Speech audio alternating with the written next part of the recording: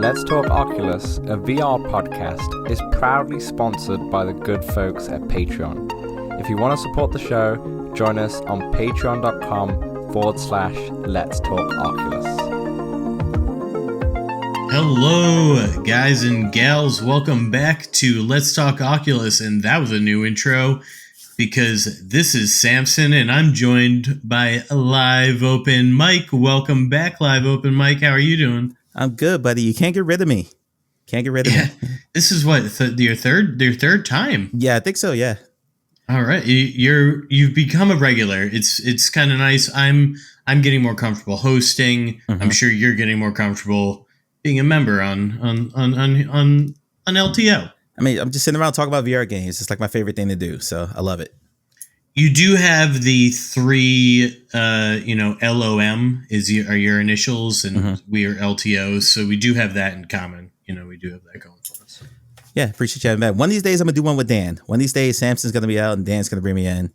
I'm not missing anymore, man. No. You're not skipping anymore?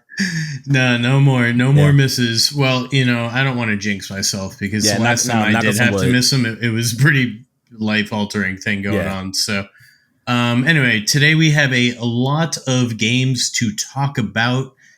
Mike, like myself, likes to get in a lot of different stuff, keep up with your channel. Mm-hmm. And today we're going to be getting into the SideQuest Indie Showcase, and then just a bunch of what Mike likes and what Mike's been playing. So you ready to get into it? Let's do it. I'm excited. All right, let's get into it. So let's talk a little bit about the SideQuest Indie Showcase. There were 36 games shown from one article I saw, and that's a lot of games to fit into. Yeah, that's a big showcase. About an hour. Yeah, and I do just want to mention because Maestro came from the SideQuest Creature Indie VR Fund, which was a VR fund started up, I think it was about $1 million to spend on invest into 3 games. And Maestro was the first one. Obviously going pretty well. They're on their 3rd DLC here.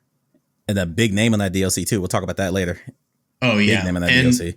And I'm a fan of that. I don't get in it enough. There's far too many rhythm games. We'll get into those later as well. But I just wanted to mention this VR fund because it sounds cool. It sounds like they got more, like it's just growing. And Maestro's been such a success that I am super excited about the other 2. And a little tease there because we are about to get into 3 games that we are most looking forward to from the SideQuest Indie VR Showcase. Mike, would you like to start with your first game that you were looking forward to? My first one, and you'll sense a theme between what I like and what Samson likes. My first one is Tammuz Blood and Sand. This is a virtual reality, a mixed reality puzzle game. I love my puzzle games, especially in VR because they're tactile. I learn by touching things. So, and there's been a lot of puzzle games that came out recently. So anytime I see puzzle game in VR, immersive story. There's some good ones. Yeah. And whenever you give me a story on top of it, it's not just like blind puzzles. I don't mind those too. I love Tetris and games like that. But give me a story on top of it, something to follow. Love that.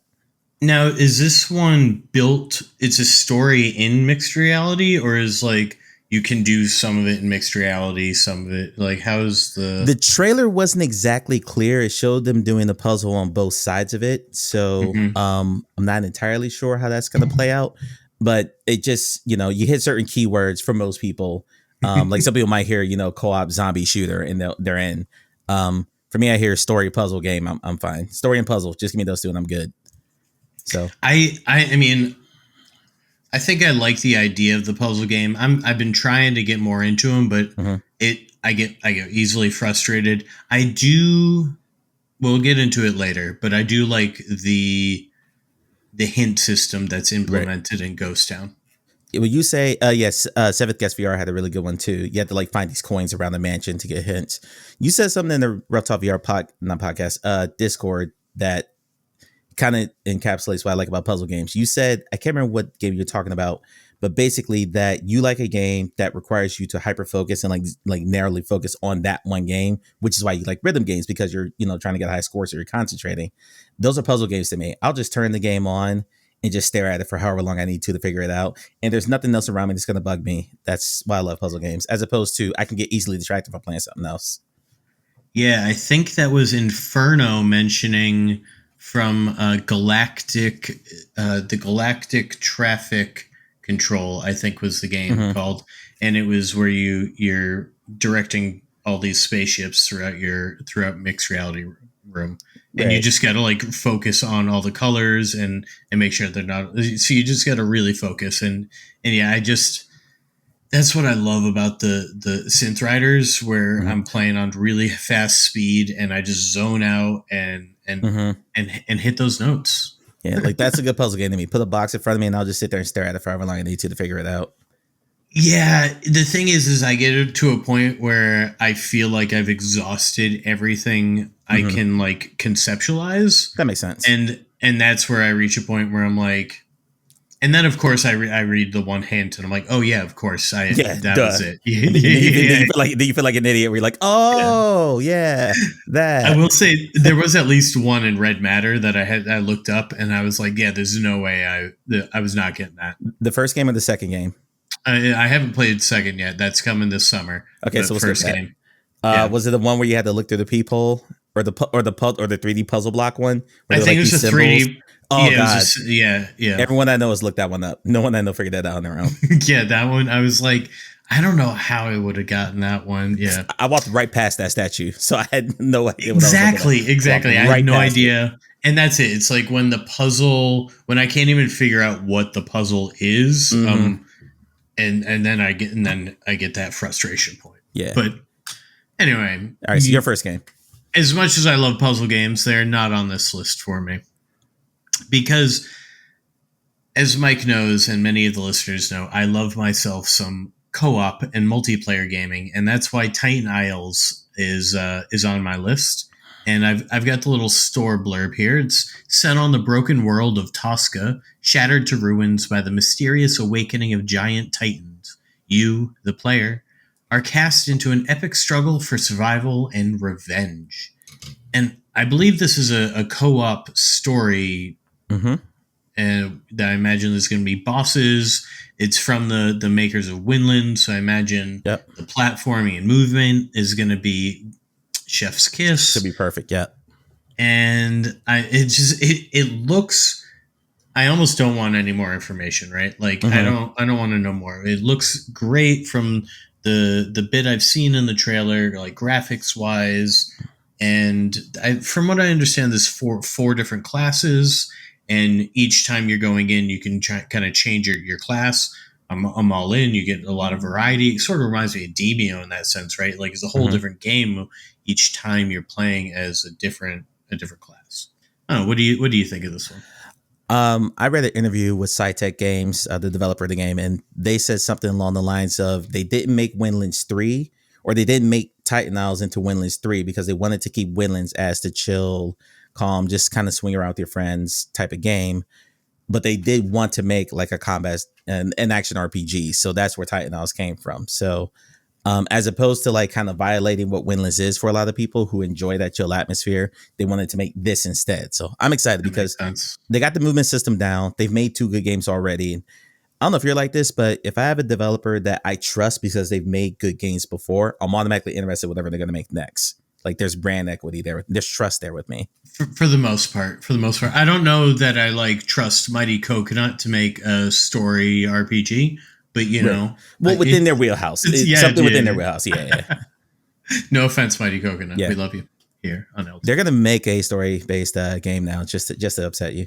It'll be a special DLC for Walkabout. Oh, I'll give them this. I do think, because Mighty Coconut's origins are in animation, I do think they could do a fantastic VR animation, like something like that. That would be.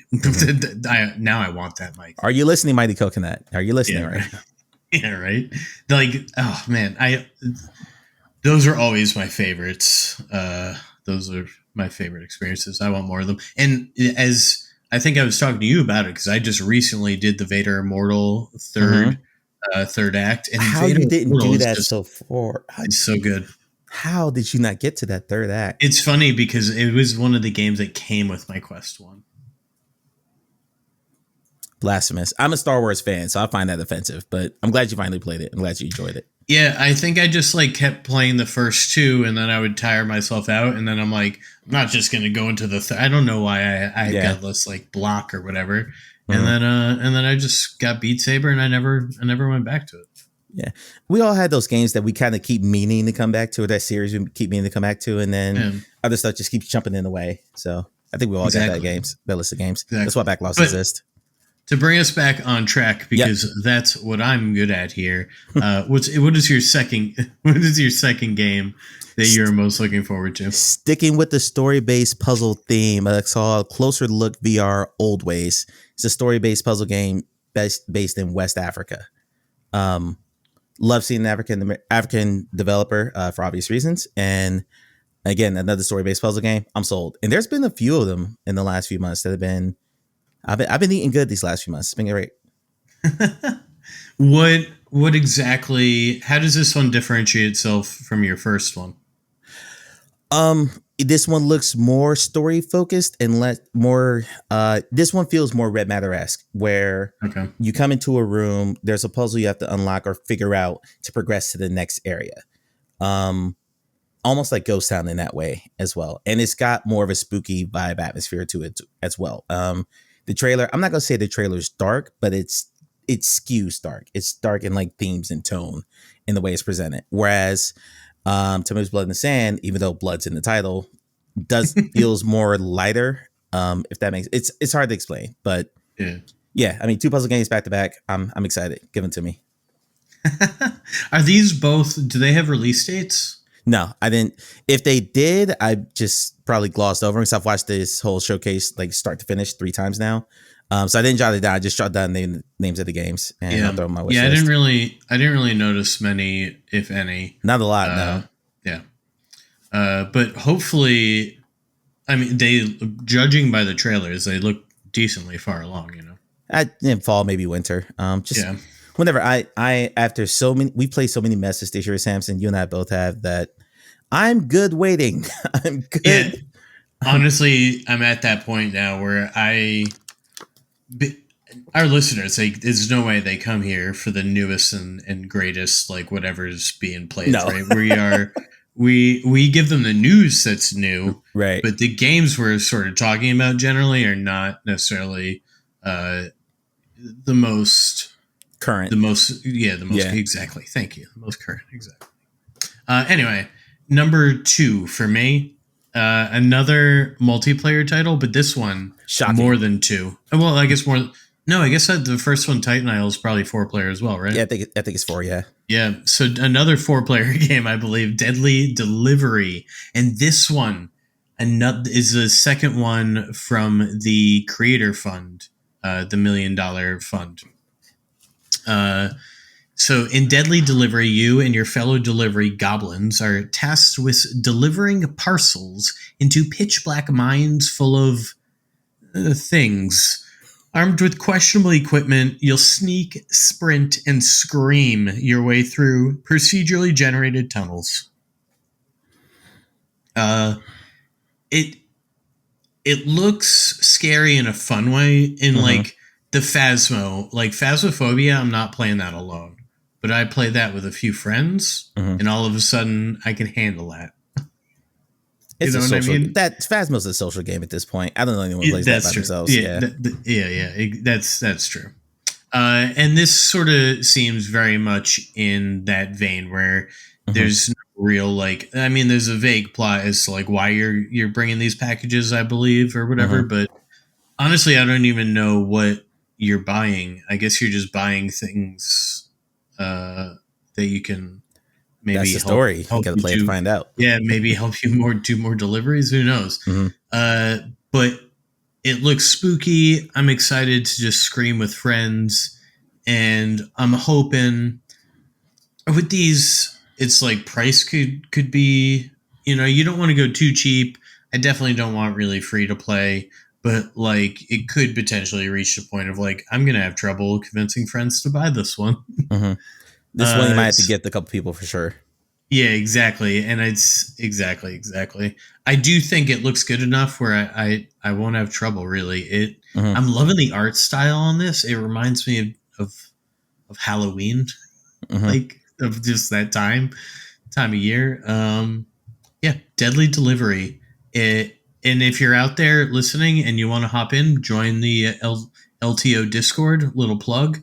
I didn't do any housekeeping at the start of this, so I'm gonna get that in there here. Yeah. Come on down to the Discord where you can talk to us. A lot of walkabout goes on and some other VR gaming as well, and soon Deadly Delivery.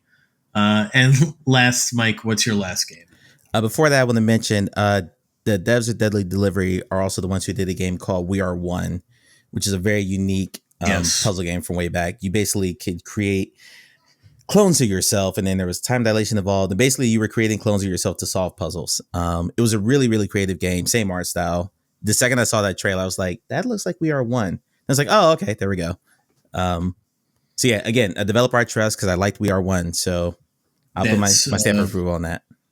Speaking of games in the backlog, I installed it. I have it on Steam. I installed it today when I was like, oh yeah, that's them. I saw it in there. Boom. I'll get in there before Deadly Delivery for sure. Yeah.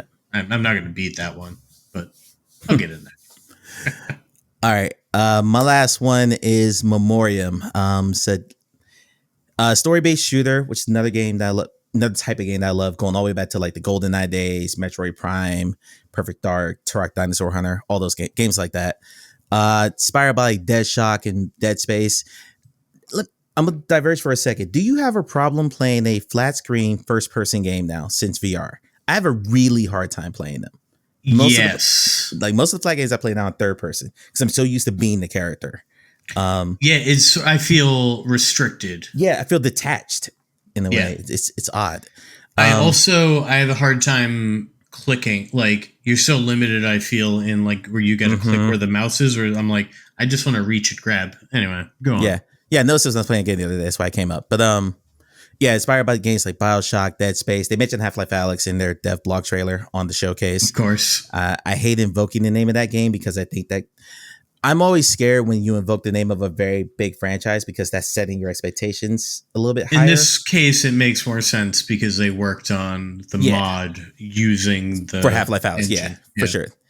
Yeah, I was going to say, the developers of this started as Alyx mods, and now they're making this is their first full-fledged native built-from-scratch VR game. So, and they make very good mods. They're pulling from good inspirations. You can tell they're fans of that just watching the series. So, that's not a puzzle game for a change. Although I'm sure they mentioned Alyx, so there might be an environmental puzzle or two somewhere in there. But mostly it's just creatures jumping out and trying to kill you. It's gonna be good times. This one looks almost too scary for me, but watching the trailer, listening to the devs, it made me want to play it. Like it looks quality. It looks like the quality game, like almost like how I felt playing Vertigo. I was like, oh, this is fun. It was just a great adventure. Yep. And although this looks like a scarier adventure, even like Metro I really loved up until I reached that labyrinth that I can't get through. And and now I just like it takes a lot to want to get in the Metro mood.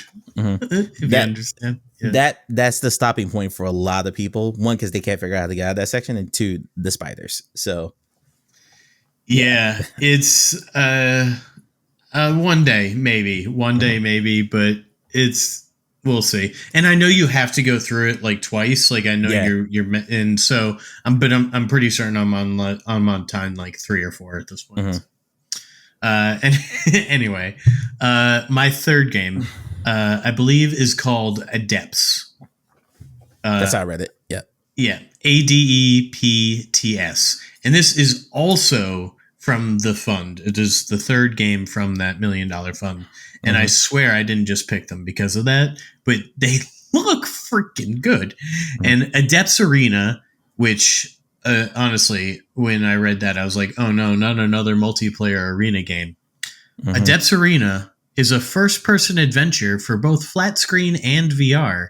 Featuring advanced physics-based effects, master the power of the earth element, learn new abilities from ancient spirits, and aid them in their war against the sinister Golden Army. Gollum Army. I say Golem, so either or. Yeah, Gollum. There you go. Gollum's a Pokemon, I guess.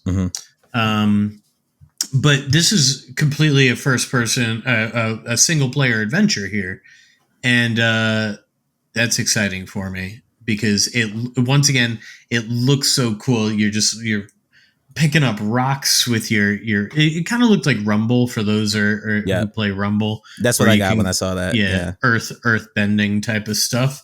But it's a single player adventure. It's got a story, and I do like my stories, and this one looks a little happier, if you will, than Memoriam. How do you feel about this one? Happier.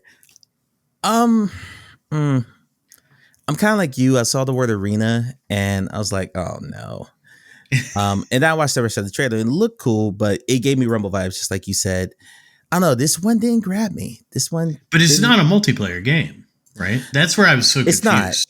It's not. The thing that interests me the most about this one is that it's flat screen. And I'm really curious how the synergy goes between VR and flat screen. Is one platform going to have an inherent advantage over the other? Is VR going to have an advantage because you have full control of your arms? Or are flat screeners going to have the advantage because you can do commands on your controller or your keyboard a lot faster than I can move my arms. It's a button, right? So, when it comes to picking up a rock and earth hurling it, or if you have the gun, you can reload. I didn't see a gun in the trailer, but basically if there's a movement that is aided by whatever platform you're on, I'm just wondering how that's going to balance out. So that's my biggest point of interest there, is to see how that works. You have to do like a Breachers thing where when you reload it, it has like an auto. I feel like there's an auto amount of time, and Breachers isn't even a flat one, but I just feel like you could, that's where you could make them the same. Yeah. Wow. There you go. 3 games each. And do you have like an honorable mention one you want to maybe mention? You said it. It was Adepts. That was the one I was most interested in. But in Titan Owls, I was interested in too. You wrote your list before I wrote mine. So I was like, crap. Okay. Well, I can't keep those two. No, I don't want to throw shade at another showcase, but previous showcases have been very heavily leaning into one particular type of game. I love that this was across the board. There were cozy games, there were shooters, there were melee games, there were horror games, there was multiplayer, there was single player. There's stuff for every person. This is one of those showcases where someone might look at this and go, oh, there are only 2 games or 3 games I cared about. Not a good showcase. But that's kind of the point, because everyone's going to come away with 3 different games, just like we just did, of games that they're interested in. So that to me is a winning showcase. And there were more. Yeah. Because I gotta say, I asked you about honorable mentions for selfish reasons here, because there was the soccer game. I don't even know if I want to play that one, but it's just such an interesting take. Like up to 22 players. Can you imagine?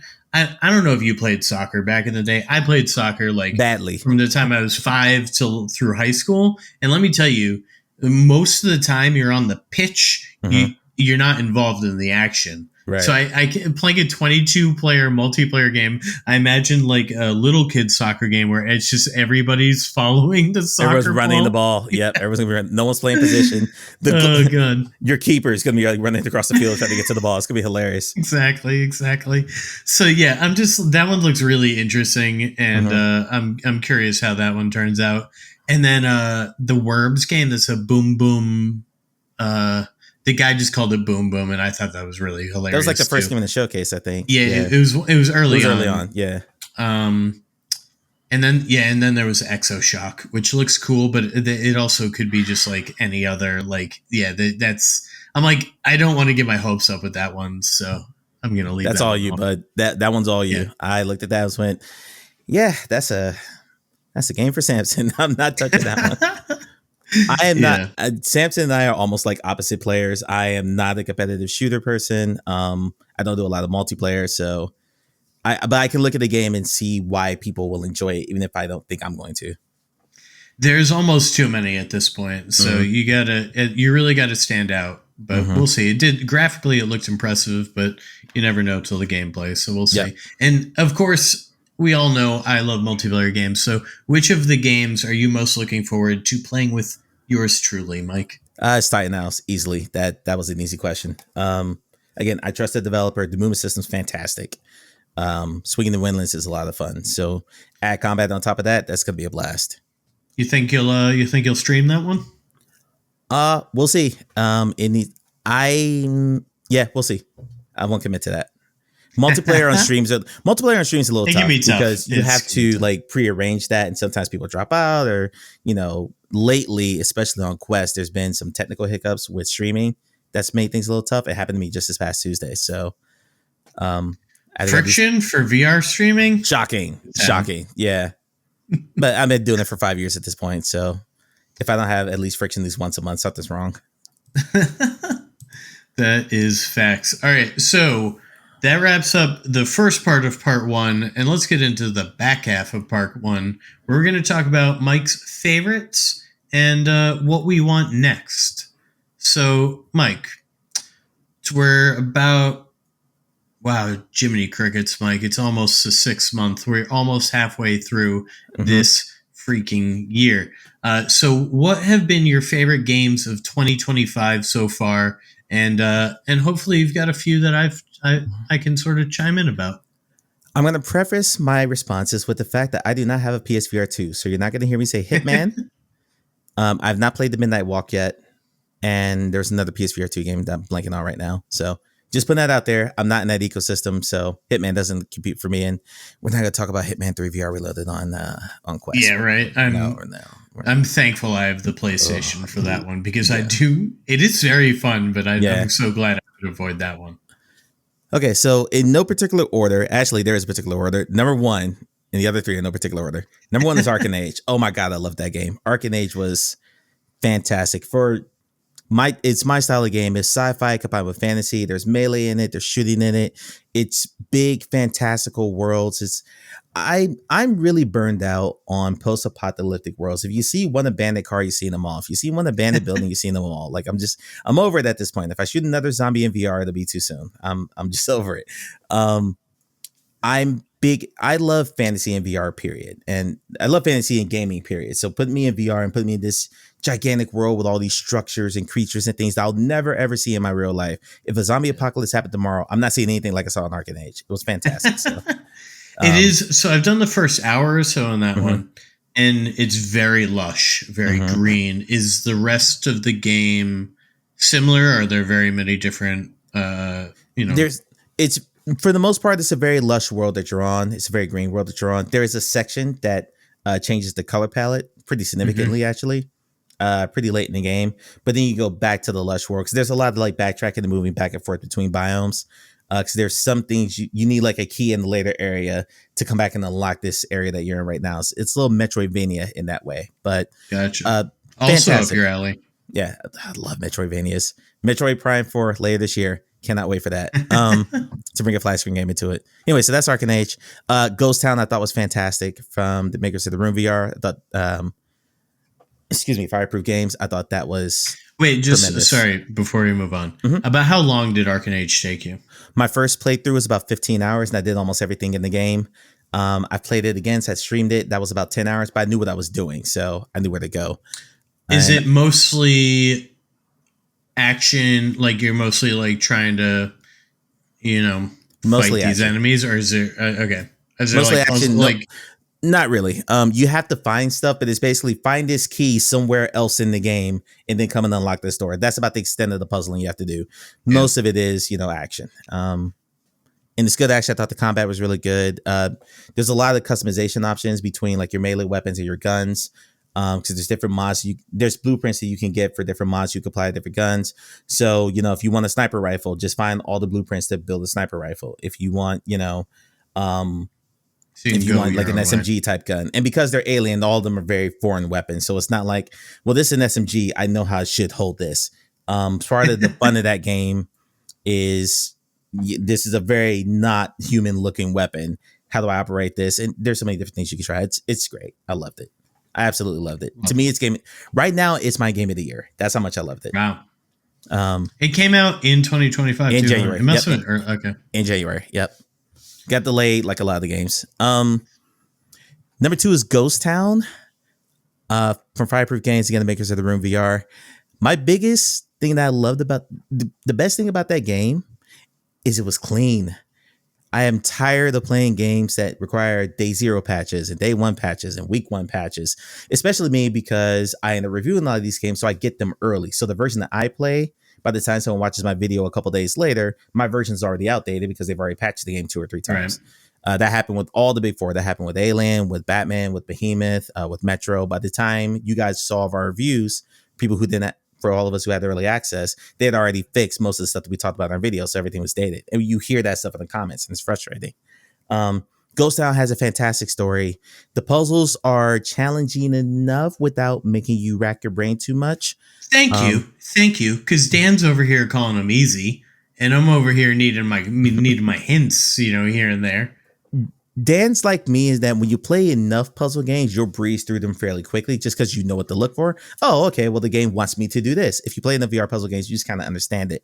And they didn't do anything to reinvent the wheel there. But it's not so challenging that you just like rage uninstall. It's not that. I definitely have not reached that point. No, but the voice acting is fantastic. All the characters are fun. Just a really, really solid game. It's got great atmosphere. Mm-hmm. It feels great to be there. It is at times a little like I feel like I'm there, and I'm like, oh, I need to step out of this world real quick. Mm-hmm. But I'm making my way through it. Wow, there I go, calling you Dan again. Yeah, that's fine. It's fine. I wish I were that tall. I wish I were that. He's over here being like, no, I'm not that tall. I'm like, bro, you don't. He's like, no, the people in the NBA. I'm like, when you're comparing yourself to people in the NBA, you're already like, they're like 0.2% of the population. All right. I love seeing all the pictures from PAX East, and I'm like, Jesus, is Dan the freaking sky? That was my exact response. Either Dan's a skyscraper, or Scruffles and Samson and Stratus are all like way shorter than I imagined. Dan's like both. It's great. Dan is tall, but Ghost Town is the full package. It's great. Mm-hmm. Highly recommend it. Mm-hmm. And it's not too scary. I don't want to get. It's got great atmosphere, and it's just a little, it's a little tense. Yeah, it's a puzzle game, so it's not a 25-hour epic. But how many puzzle games are that long? That's too many puzzles. No, like the Portals of the world. Like those games aren't very long. They're long because you spend too much time on the puzzle. But if you just play them straight through, you're gonna talk about a few hours. So good stuff. Really good stuff. You good? Okay. Can I go to my next one? Yeah, I think I'm good. Right. I think I'm good. All right. Next one's Final Fury. This one I'm kind of biased about because I've been playing this game for almost 3 years now. You've seen it grow. Yeah. I've played every demo version of it. Got in touch with Kluge, so I had like behind the scenes access to it. I haven't put out a video about this new version because I've had time to play through all the fighters yet and kind of get an idea of which one I like the best. But as someone who grew up going to arcades and, putting down my quarter and holding court on Killer Instinct 2, get my butt kicked in Mortal Kombat and Street Fighter, I love them trying to go for that type of feel. Because there's a lot of us who grew up in the 90s who grew up playing fighting games. Or if you got into 2000s, started like Marvel vs. Capcom and, the later Street Fighters, Tekken, all that stuff. So trying to capture that vibe. There's nothing like it right now. No, VR. Absolutely nothing like it. The closest approximation you could probably say is Rumble, but even Rumble is more projectile fighting than this. This is like blocks, throws, all the things you would expect translated into VR. And there's some clunkiness to it because it's a real person you're fighting against. So there's lag, all that. Yeah, exactly. That, typical VR jank that comes with looking at another body because it's not super fluid because it's not a pre-baked animation. It's, the other characters determine what they do. But it's really well done. I encourage anyone who grew up playing fighting games and misses that vibe to give it a shot. It's good stuff. This one in the trailer, if I remember correctly, at times they were showing it from a 2-dimensional side. Is there like a way when you're streaming this game, it'll show it almost like it looks like you're watching a flat screen fighting game? I have not to my knowledge. I've asked Okay. that question if I can get access to the spectator cam. That was just something that they had built into the engine to actually make just to make the trailer. Yeah. But I'm hoping they give a spectator cam, because especially if they want to try to go anywhere near the esports realm and you want to have people like sportscasting these, you're going to want someone who can see all aspects of it. If that is in it, it looked really like that would be a cool way to watch it. Like to watch it like you're watching a flat game, but you're actually watching these two real people from it kind of messes with my mind to watch a real human in 2D. I would love to call something like that too. Oh yeah, to be a commentator. That'd be a lot of be a lot of fun. Be a lot of fun. You know, Dan, I forget who it was for, but Dan once commentated a Mighty Coconut tournament. We need to get we need to get this footage. We need to get this out there. It's somewhere out there on YouTube. We gotta find it. We gotta find it somewhere out there. I gotta see this. All right, so we've had Arcanage, we've had Ghost Town, we've had Final Fury. Dan's gonna hate me for not recapping our 3 games each earlier, so I'll do that at the end of the part 1. Okay. But all right. Anyway, what's your last game here that you're most excited for? Last one is a game that not a lot of people played, unfortunately, but I hope they give it a shot because they've improved a lot. It's a game called Lovesick. It's a shocker, a story-based puzzle game. This one's got an interesting art style from what I remember. It's an interesting, almost like I'm trying to describe. It's not cel shaded. It's just a very different looking art style. It's about a band that is falling apart, and through some magical reason that I'm not going to explain because it'll spoil the story, you travel into each of your other bandmates' memories, and through solving puzzles, you kind of help them deal with past trauma and stuff, and you bring the band back together. That's the basic crux of the story. It's even up to the opening cinematic and how they introduce the title. You're in your band van, like driving to your next gig, and while you're driving down the road is when the credits roll. And I'm like, okay, I'm hooked just for that little bit of presentation there. That's pretty cool. Yeah, there's a Guitar Hero-esque aspect to it where you have to like basically play Guitar Hero to move forward. That part was a little bit clunky. They have since patched that, so it's a lot better now. And it's node based. And I know that's going to turn a lot of people off. So that was one of the biggest piece of feedback I gave them, was some of the nodes were too close to the puzzle. So instead of being able to reach my hands out like this, I had to like put my hands like this to be able to, That can be frustrating. And that's the danger you get into when you do a node-based game. And that's something that turned a lot of people off. It came up in my comments when I reviewed the game. But they've made adjustments to that. And that's just, I have very long arms. Someone else might not. It's kind of hard to, where's the happy medium for that? You know? In those situations, I end up like just moving my body back and recentering myself a little. Something like, I sort of have learned to adapt to those. Yeah. Or just like physically step back, whatever you got to do. But if someone's sitting, how do they deal with that? So, and that's, so there's those little quibbles, but I think the story's really, really good. The puzzles are fun. There is a hint system. You can just, whatever bandmate you're with, you literally just go ask them, hey, what do you think of this puzzle? And that's their way of giving you a hint, because they'll go, I think you should do this. That's fantastic. Yeah. So it's like in universe reason for getting the hint. It's not turn up your left palm and hit your hit button. It's not that. You're actually interacting with someone in the game. I thought that was really clever. That is cool. It reminds me of the art style. It reminds me of like a comic book. Thank you. Thank you. Yeah. Perfect description. So, I said not my favorite puzzle game just because of the quibbles I had with the node teleporting.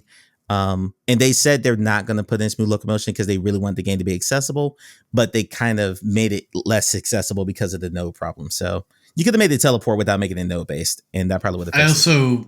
I feel like having options leaves the accessibility there. Absolutely. If you will. Agreed. Yeah. So don't know why, but I wasn't going to argue that. I just played the game for what it was and I enjoyed it. So those are my favorites so far. Arcanage number 1 though. Number 1 with a bullet. There you go. So number 1 was Arcanage. The rest, Ghost Town, Final Fury, and Lovesick. And I got an honorable mention too. Sorry, I got an honorable mention too. All right, the DLC for Vertigo 2, Into the Aether. It's only a couple of hours long. It's really good.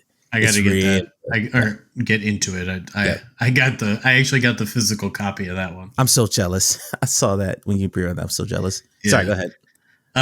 Just to recap, the 3 games each that we are most looking forward to from the indie showcase were Titan Isles, Deadly Delivery, Adepts. Those are mine. Mike's were Tammuz, Blood and Sand, Closer Look VR, Old Ways, and Memoriam. And the last bit of part one here, it's a 3-part part one, if you will. 1C, part 1C. Exactly. Is what do you want to see next, Mike? Like, as far as a type of game, maybe an IEP, anything. What do you want next on Quest? I wrote this in all caps. I want a proper JRPG in VR. I am dying for this. I really, really want it. There have been other games who said they were JRPGs. Small ones, yeah. Ruins Mages said they were JRPG. You're not. You're a dungeon crawler. Soul Covenant said they were a JRPG. You're not. You're an arena brawler. You're an arena hack and slash game. Just stop it. They have the manga stylings down packed, and that's all. The art style wise, both those games were great, really, really good. But they're not JRPGs. And give me a JRPG, please. I know how hard it is. I know how expensive those games are. I don't care. I'm a fan here. I'm wishing. Give me one, please. Is Triangle Strategy? Does that count? That was the flat game. That was the flat game you played inside your headset. It really was. And that it's true. It's true. It's a good game once you get into it. If you're into tactical RPGs, it's a perfectly fine game. But no, not quite there yet. Yeah. That makes sense. What is that? I know it's not exactly. What's the Arcaxer? Did that have any like JRPG aspects? Arcaxer does, but it's the combat portion of that game is very roguelike. It's a procedurally generated tower, and there's 200 floors in the tower. It's been a while since I beat it. And you have to climb. It's called the stack, and you have to climb the stack. It saves your progress in increments of 5. So you get to floor 5, it saves, and you can resume from floor 5 and go all the way up. So once you die, you leave, you go back to the main hometown area. You could buy like upgrades and stuff with what you earn from your run. So it's very roguelite in that way, which didn't quite hit the mark for me. That makes sense. Is that how you would see the systems working? Because for those who are listening, Arcaxer is a third-person game, but then when you go into battles, it goes into first person. I was fine with the third person movement. It didn't bother me. I probably prefer first person, but but like the combat was perfectly fine. It's got a wacky sense of humor. So if you're into, I'm not gonna say Ricky Morty, but it very much doesn't take itself too seriously. That's true. And that's fine for what it is. But again, I grew up playing Final Fantasy. Chrono Trigger is my favorite game ever. I want that. So makes sense. Well, there you have it. A proper JRPG. Yes. Mike, what I want is Bomberman. Don't ask me why. I used to love Bomberman. Such a random. It's a great multiplayer game. It's a game where you can have a single player sort of like where you're just playing bots, right? Because it's Bomberman, right? You can just program them shits in, and then you just have a basic story where you just have like the Nintendo, you don't even need voice acting type of deal. And I don't know. I leave it open to whoever wants to develop this to do it. At first, as far as first person or third person, because I do think it could work sort of first person, like in the Among Us way. It would be a little bit of a different type of game. It would be a little bit scarier. I'm not gonna lie. Bomberman first person. There's bombs around corners potentially. That's some scary shit. But third person, you could be playing around a whole board game with and Bomberman. I don't know if you know. It's like up to 8 people. All right. Yeah. You're talking about, and if I'm picturing like 7 of my friends and me standing around just like trash talking with our little Bomberman guy down in this little thing, even if there's no, I don't even need like the Quantar, how you can interact with this. I don't really need like VR interaction as long as I can like interact like socially with whoever I'm playing with. But yeah, Bomberman. Come on, we've got a Wallace and Gromit. We're getting a Smurfs game. We got Micro Machines. I forgot about that. Oh, Micro Machines. Like all the IPs that's out there. Where's Bomberman? Yeah, and that's a game they could easily make hybrid too, just from the way that game plays. Thank you. I didn't even think of that. So it doesn't have to be You're purely hired. a VR game. Yeah, sold. No, you can make that a hybrid game to just increase the player base in the same way that Among Us VR just became Among Us 3D. And now their flat players are increasing the player base of that version. So you're always going to find. You logged into Among Us since they went to 3D? Man, No, is it crazy? There's always lobbies open. There's always you're matched immediately. There's no Really? way. Yeah, it's nice. I only ever played with like our group, so I've never really tried to. Was it hard before, like, to get into VR lobbies? Sometimes you might be waiting a few minutes, or if you open the lobby. I mean, the worst thing you do is open the public lobby and you just sit there and wait. And in it's been, in 20 minutes you might get 5 people enough to run around. Nope, I opened the lobby just to test it. Within maybe 2 minutes, lobby was full, ready to go. Wow, it's like I almost want to test it myself, right, but I just believe you. Yeah. Well, that wraps it up for part 1, where we talked about the indie showcase, we talked about Mike's favorites of the year, and we talked about what we want maybe next. If you want to know what Dan wants next, you'll have to wait till episode 189. And if you want to hear the rest of LTO, you'll have to wait for part 2 next. Hey, we know public lobbies in VR games can be a bit toxic, feel a bit empty at times. That's why we created the Let's Talk Oculus Discord, a friendly community that you can join for multiplayer meetups, general VR chat, the game, and chat about VR, fitness motivation, and there's even a very impressive 3D printing channel. Join over 100 of our community members in the Let's Talk Oculus Discord for free. The link is right in the description. Welcome back to part 2 of Let's Talk Oculus. I am still here with Live Open Mike. He has not left. Thank you for sticking around, Mike. I'm loving it. I'm just talking VR. This is like my favorite thing to do. It's great. This is a great episode. This is just an all games. No news. I tried to put a news story and it didn't fit. Nah. So here in part 2, we're going to be talking about what we've been playing and the last week or two. And believe it or not, we've been playing a good amount of VR. Why don't you start and we'll just beep bop boop back and forth. I looked at your list and I'm like, he played all this in the last week or two? Because I was like, jeez. This is why I never finish games, really. Okay. All right. Going through my list. In no particular order, of course. Pixel Dungeon, which is, I think you played this, right, Samson? I have not, but it's always captured my eye in the store. It's the art style looks good because it kind of reminds me of Ancient Dungeon, I think, from the art style. If Ancient Dungeon and Dungeons of Eternity had a baby, that's this game. Really? Because I know you love both of those games. So that doesn't. I don't know what it is. It is. They're not procedurally generated maps. I'm going to start there. There are 4 maps in the game, with a boss each. They just added the 4th one this month. That's why I played it, because this is like their second update in the last 30 days. They added the 4th map and they added a final end boss into the game. Is this a single player experience? No, it is not. It is multiplayer. I believe 3 players. The second you get it, we're hopping in, bud. It's good stuff. But no, it's got that same pixel art, very akin to like Ancient Dungeon VR. My friend who watched me play it, said it reminded her of Minecraft Dungeons. She's a big Minecraft Dungeons fan.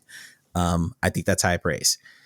So yeah, so you mostly a range guy? Are you doing swords? Is it guns? It depends on the enemy. There are clerics that shoot attacks at you. There are zombies that just kind of lumber towards you and lunge at you. There's knights there. You can actually summon an emissary to help fight with you. Mine was named Alfred. When my video comes out, you'll see it. I just said, go get him, Alfred. And I was like, stand back and watch him fight. Because I want to see what his animations look like. So I would like swing and then watch back and let Alfred take care of business. No, it's just fun. And it's fun. It's light. It really reminded me of Dungeons. Because Dungeons is not a particularly deep game. Your light just went darker. I'm not sure what happened there. I'll pause. Yeah, I opened up Steam to okay. It's your monitor. Gotcha. Yeah. Okay. Okay. Classic me trying to buy the game while we're talking. Go on. Sorry. But no, it's actually I don't think it's on Steam yet. It just launched on Quest. So But yeah, it's fun. I don't want to say too much more than that. It's just a good game. I'll pause so Dan can cut whatever he needs to cut out of this because we kind of like started all over the place there. No, that's all right. We're good. We'll just roll with it. Pixel Dungeon. Pixel Dungeon looks good. You had me at Dungeons of Eternity combined with Ancient Dungeon. Yeah. Second one is No Man's Sky. I'm doing an event on my Twitch channel called No Maze Sky. And I'm playing No Man's Sky the entire month. I don't like, this. I don't really like playing roguelites. I don't play sandbox games. I don't play building games or crafting games. The challenge was, can I play a game like that for an entire month? I was like, okay, well, I'm going to kind of cheat and do a game that has a whole bunch of other stuff I could do. So yeah, I've been playing that on Twitch all month. How have you liked it? Too. I thought the game's fantastic anyway, but when I first played through it, I just mainlined through the main story. So I only played like 50 hours and I just blew right through the main story. Didn't do any of the other stuff. I didn't get anyone who plays No Man's Sky will understand what I'm about to say. I didn't get any of the extra vehicles. I did not build a full base. I did not build a freighter. I did not recruit pilots. I did not do any of the ancillary stuff. I didn't build a settlement. I'm in the middle of that right now. I didn't do any of the secondary missions that you can do. I just mainlined the main story because I thought it was fascinating and I wanted to keep going with it. Yeah. So this month I'm going back and doing all that stuff, and I'm having a lot of fun with it. I'm at 130 hours into the game now. Holy smokes! Yeah, and it's rare that a game keeps me in that long. This is a rarity, so win for them. The game owes me nothing at this point. I've got my money's worth. So this is when I hop back in because I just got the PS5 Pro, and I was like, I got it. And I got to say, so this is one I've been trying since I had like my 10. I think I tried on my like 1060 Ti or whatever. Oh no! And it was no bueno. No shot. And then I think I tried it on the Shadow PC. No bueno. No shot. No. And even like just on my 3080, I was like, okay, like it runs, but it's not great. I'm not that impressed. Holy smokes. I'm actually in space, like going through space. I'm like, wow, I can like see all the stars that are going past me. Yeah. And but the thing is I'm not good at this game. And so it'll be like I need to craft this thing and it'd be like you're missing this. And I'm like, all right, I got to figure out how to find this mineral or like how to you procure this mineral somehow because sometimes you find a mineral and then you got to do something to it and so I just got to like figure out the mechanisms and like how the game wants me to play it but honestly I just like the intro planet I just get lost in every single time I repair the ship and then but like I just gotta push through those paths. I've done those first 2 hours like 5 times. Right. So the crazy thing is, once you get past that, the game's wide open. You can do whatever you want. You can follow the main path that the game tells you to. You go to another planet, start building a base, and just never leave that That's planet. What I need. Yeah. Yeah. I know someone that has played 400 hours of that game and has never finished the main story. All they do is just like build and mine and stuff like that. For those who don't know, when you start No Man's Sky, the first 2 hours of the game, basically, you are a space traveler who wakes up with no memory of what happened or who you are. And the game uses this to give you a tutorial and says, okay, here's how you mine, here's how you craft, because you have to repair your suit, you have to find your ship, repair your radar, repair your visor, and then fly off the planet. And then the game properly begins. But for those who kind of don't like survival games, because that's what the game kind of starts out as, it might be a little off-putting, but I've loved it. Then the last one's Pixel Ripped. I played the first game, 1989, I think around Christmas time. And that was one of those, talked about this earlier, those games that you kind of keep meaning to get to. And then something else hops in front of it. This was one of them. So I played the first game. I loved it. Immediately hopped into the second game, 1995. And I played that, finished that in the last couple of weeks. Is this the one that has all the content creators as voice actors? That's the third one. That's 1979 or 1978, whatever it is. Gotcha. But this one does have, there are these little like almost like Topps trading cards. And when you pick them up, when they're dotted around, yes. So like, let's see, there's Gamer Tag, there's Voodoo, Wolf and VR. If you pick them up, you see like content creators, and it's really cool. That's cool. That's the one I've hopped in a little bit of. Yeah. But had a lot of fun with that. Looking forward to the third one. So that's my list for the last 2 weeks. I've only played 3 games, and now Samson, good Lord. Did you like Pixel Rip 95 more than the first one? Yes. Yes, because 95 is a spoof on the Super Nintendo versus Sega Genesis wars, and that's when I was growing up. Those were my teenage years, so I connected more with that game than I did 89 because I was a child when 1989 was. So That makes sense. just because Great of the time year though, period. 1989. That was the year I was born. I'm not gonna say how old I was because I'm just gonna feel old. Moving right along. So I've got my PlayStation Pro. So I've been playing a good amount of that. And with that, I lead off with Trombone Champ. Is the first game I've platinumed on my PlayStation. And your Pro or your PlayStation period ever? I think maybe period. I was trying to look back. I don't think I've 100%ed like any of the games. And to be honest, it's been a while. Like I sort of played my PlayStation from when I got it in like 2015. I think I got my PS4, and I played it until about 2018 or 2017. Then I got like an Xbox One, and I just played that more. So yeah, I haven't been playing it that much, but yeah. There you go, Trombone Champ. It was a pretty easy platinum. I think I've gotten them all those achievements on the MetaQuest. So there you go. I beat that game twice, Mike. Twice. 2 times. This is for those. I mean, y'all, if you've been listening to this podcast for any length of time, you know how important that is. That Samson played the game all the way through and 100% of it. That's huge. Exactly. I did it twice. Yeah. I just can't get enough of it. Trombone Champ, like it gets the dopamine going. I don't know what I like, and I know it's so quick and easy to pick up. So sometimes I'll just pick up my headset, and then Trombone Champ's just recently played, and it's just right there. And I'll play a song, sure. Then before I know it, I'm just trying to beat everybody's high scores. But with that. On the Pro, Dan. Jeez. This is Mike. One of these days, I'm gonna do Dan's accent, and I'm not allowed to do accents because I butchered them. Oh, it would be good. Let's be clear. It would not be good at Dan accent. But Subside, Mike. Subside, beautiful, and beautiful game. This is one I played through on Steam for like I don't think 100%. But I played like 10 hours. I got a lot. I got a lot of time swimming. And this one, I'm 90% done on 3 of the levels. I finished a tutorial level. This one, I finally got the whales. I didn't do that on Steam. I never found the last whale before, and it is so incredible. It's got the fixed photo, not fixed. It's got foveated rendering, like with the eye tracked. And it finally feels next gen. I'm like, oh, my PlayStation finally feels worth it. Yeah. It just took all of this money. Yeah. But yeah, Subside's a swimming game. If you're into swimming and just like collecting things, swimming and scavenging, probably. Yeah, it's the word for that. It's honestly,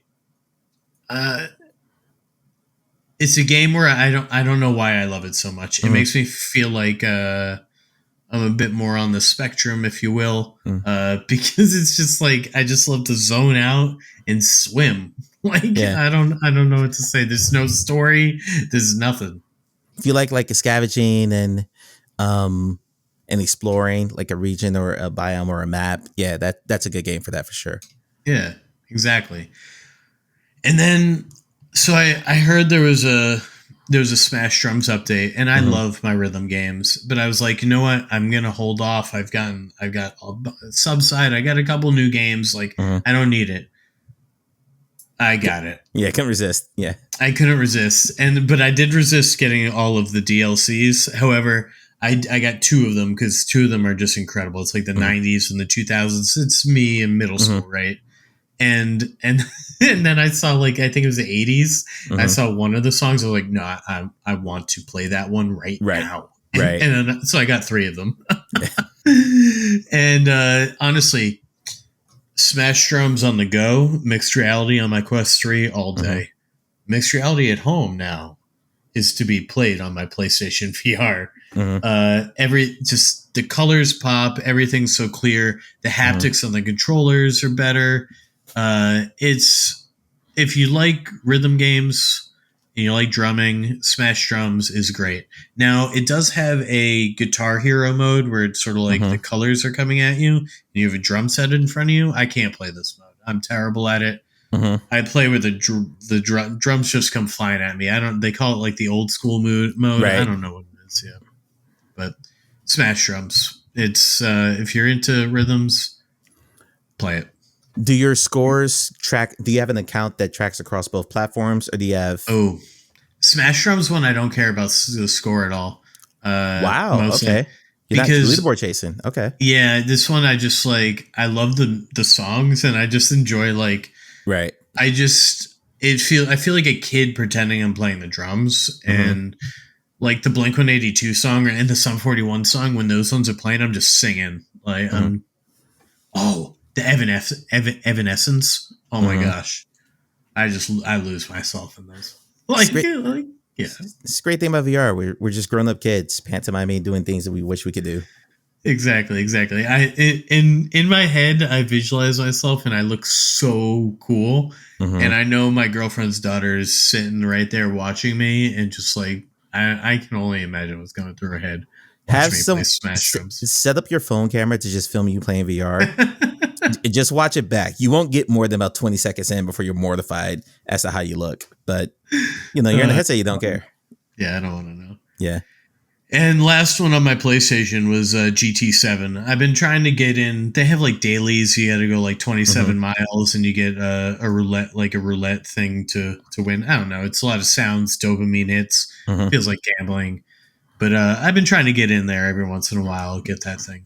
And that's another one on the Pro. There's no more reprojection, and it is so cool to drive all these cars. And just the lighting, I'm not sure there's a more immersive game, really.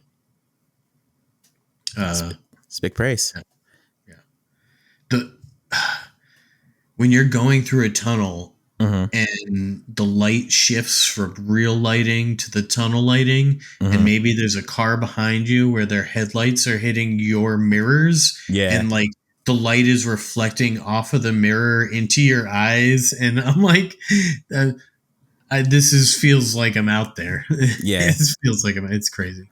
I've got a few racing games, but I don't have a wheel and pedal, and I feel like it would just be. I've played we played Galaxy Kart together, but I feel like I get a lot more out of it if I had the full. I'm glad you say that, because Galaxy Kart, which we got to get into again, I love with the wheel and pedal. GT7, it's not like it's GT7's like such a sim game, and the wheel and pedal feel too gamey. Really, like not real enough for me. So where like I'll be driving and I feel, because I drive for work, right? So first of all, the wheel is way smaller. Yeah, same here. I'm like, I'm thrown off already, and then like because your weight, hand positioning, and then the weight is always different. Like, and it's nice that the wheel has like resistance or like haptics and all that, right? But it doesn't make me feel like a real wheel necessarily, which I think is why I like in Galaxy Kart, because I'm like, oh yeah, it's a kart racer. Like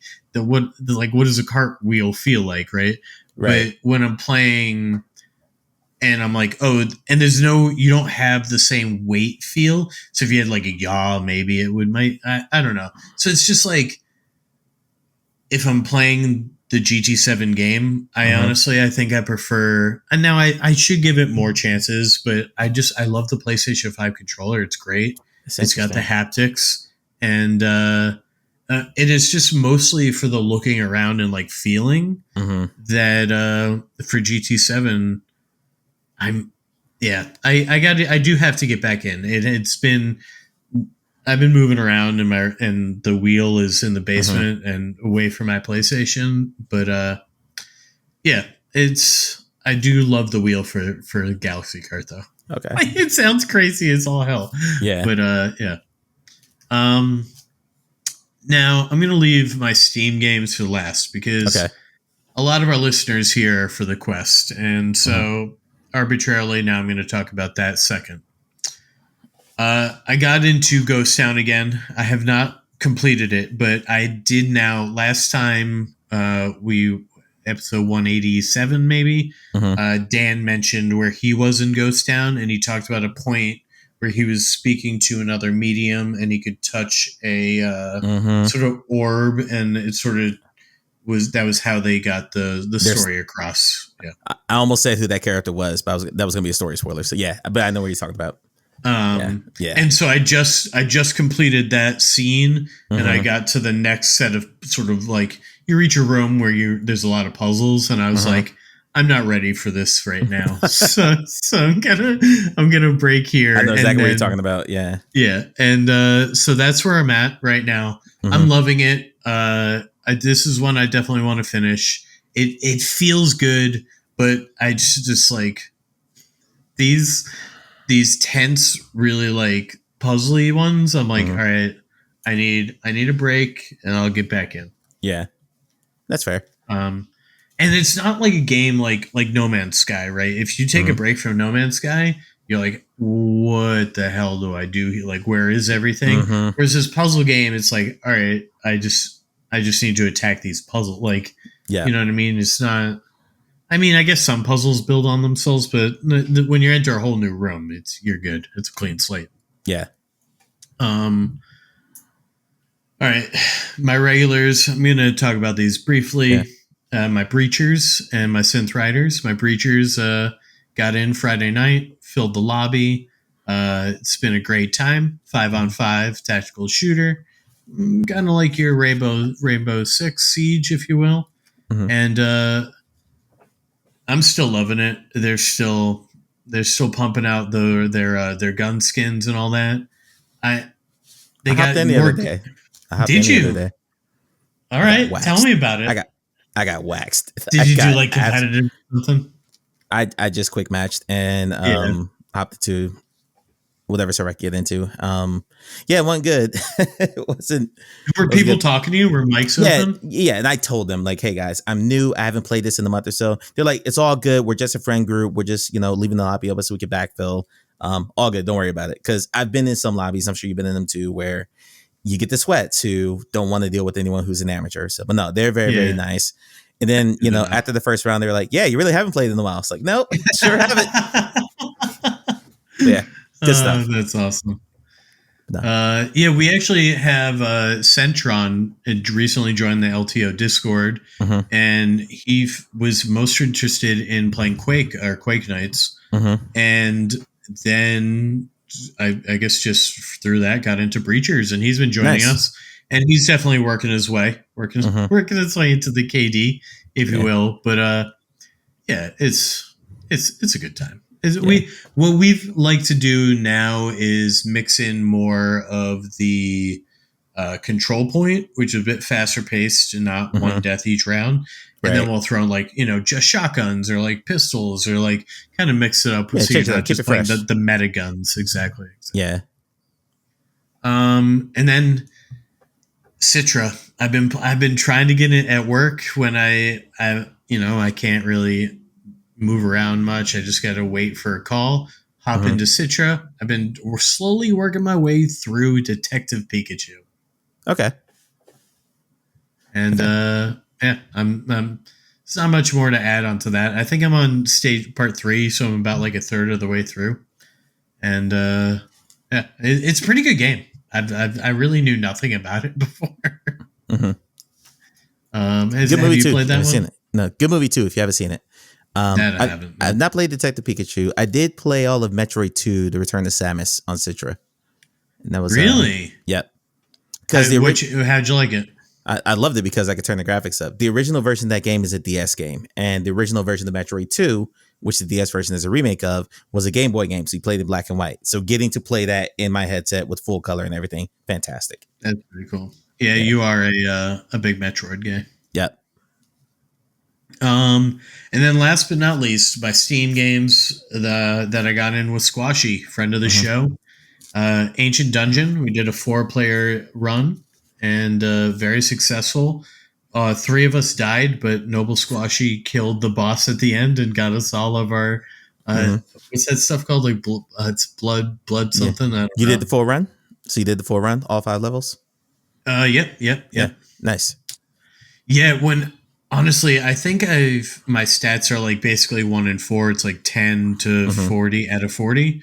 But when I'm playing with Squashy or this other guy, Jaco, I think, I don't know, or Aido, I don't know. Squashy's introduced me to them. I feel like I have confidence. I feel like we're gonna get through a whole run. And if we don't, it's probably my fault.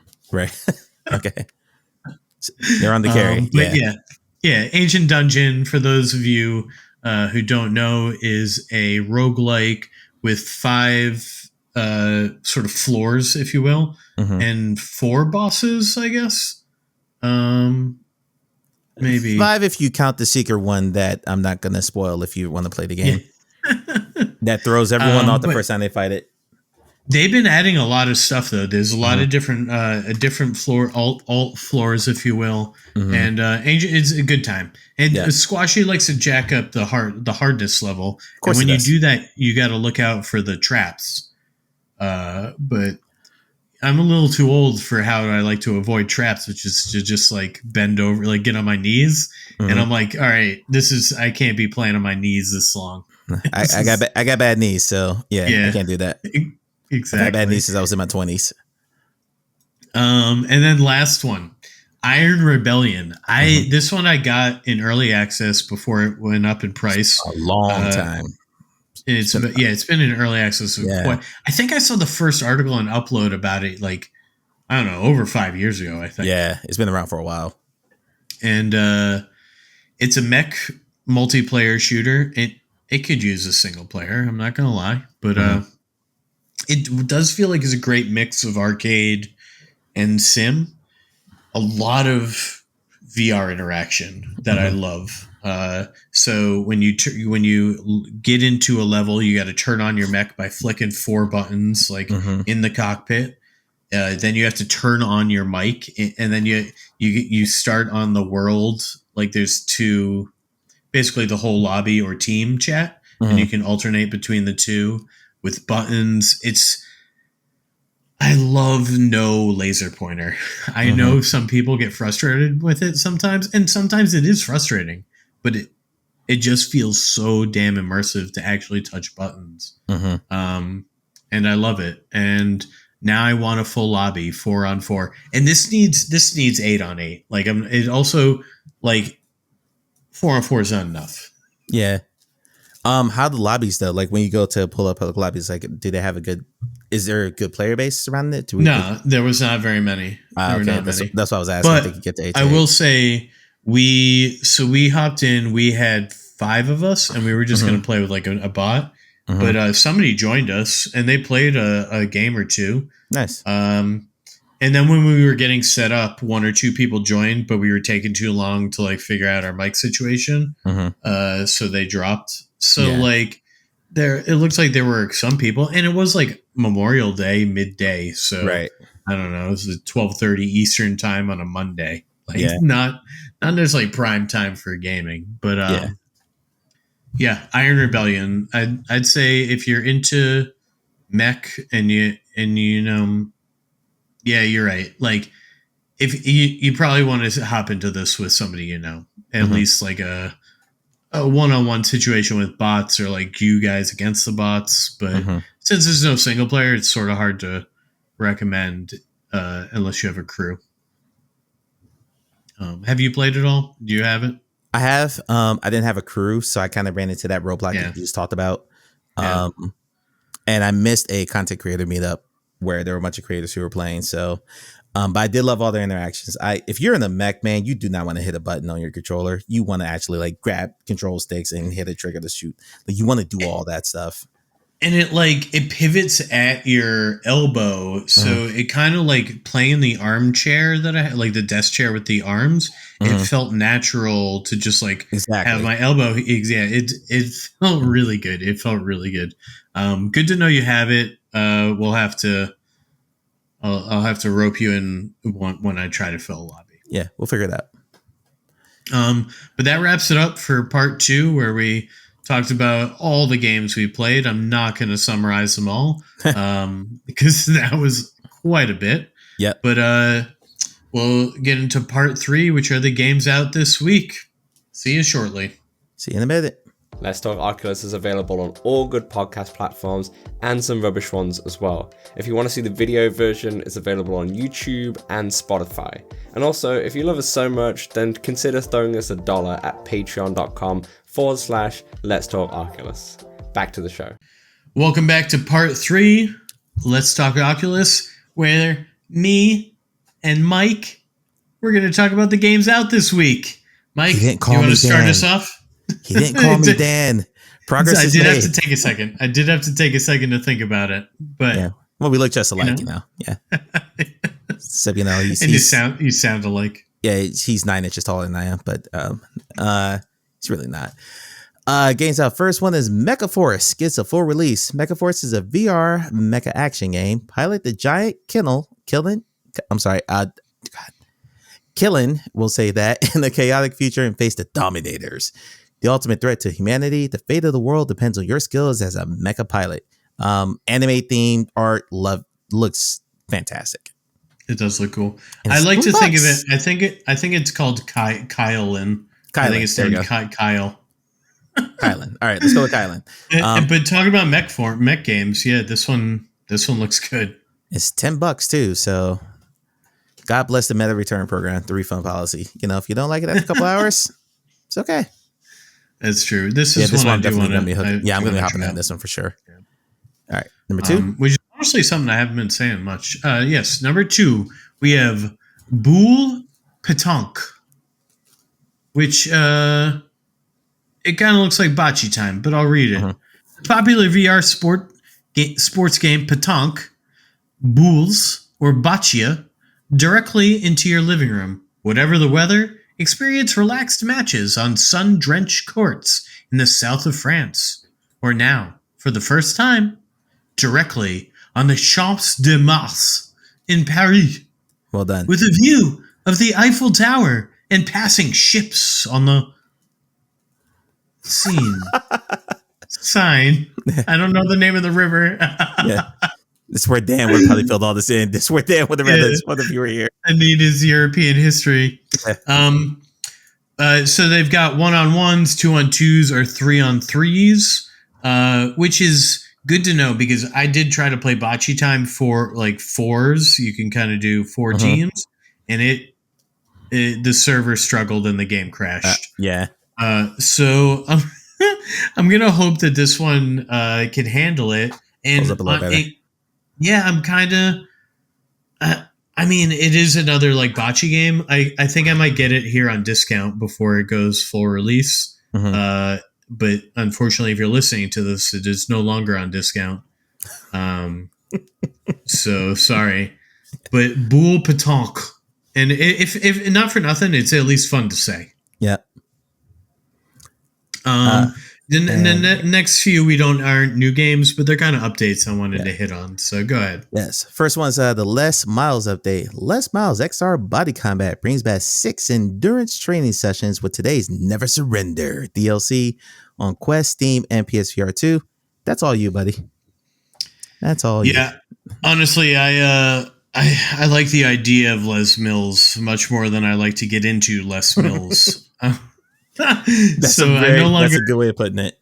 Yeah, I no longer get in the DLCs. It is a good workout game, right? Like I've played it a few times and I've enjoyed the workouts. They do feel good, but it's like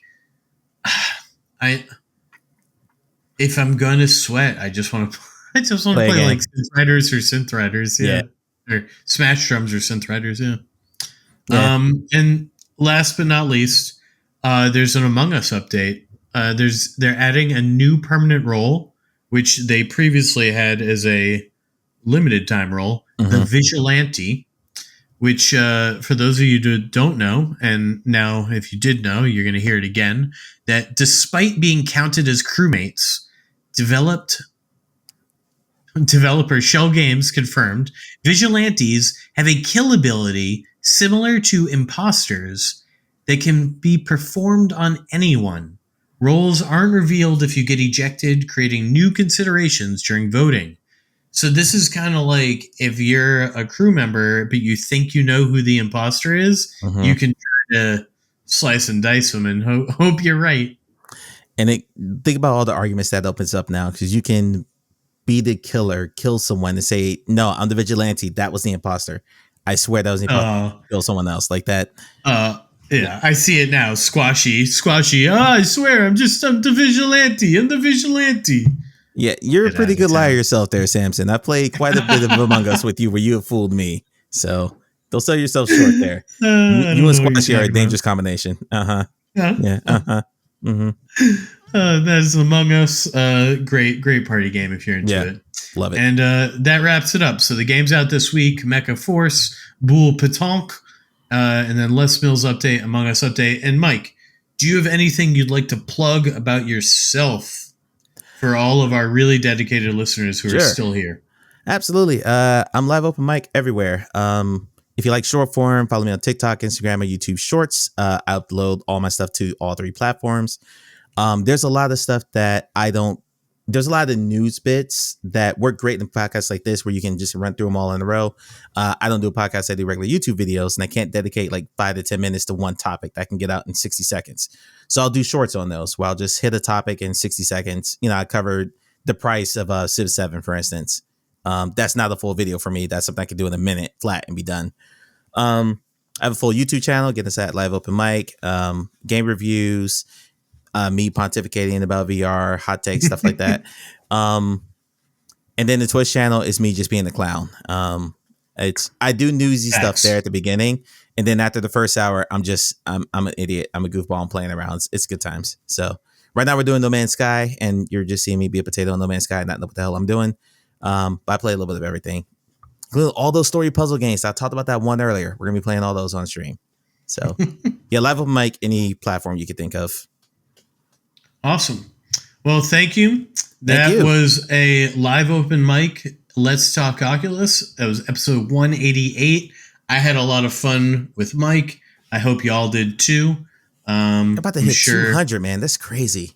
200 episodes. That's wild. And I feel like there's a lot of podcasts that are sort of been like, people have been coming into the Between Realities. It's been a while for them. Q2C. I feel like they Virtual Strangers. I feel like they all got under lulls. But us at Rough Talk, we've been really the models of consistency for real. Yeah, pretty consistent. Yeah. I don't know. I got VR to talk about, so here's and there's crazy people out there listening to me. Wild. But thank you all. Have a wonderful day. Bye, everybody. Take care.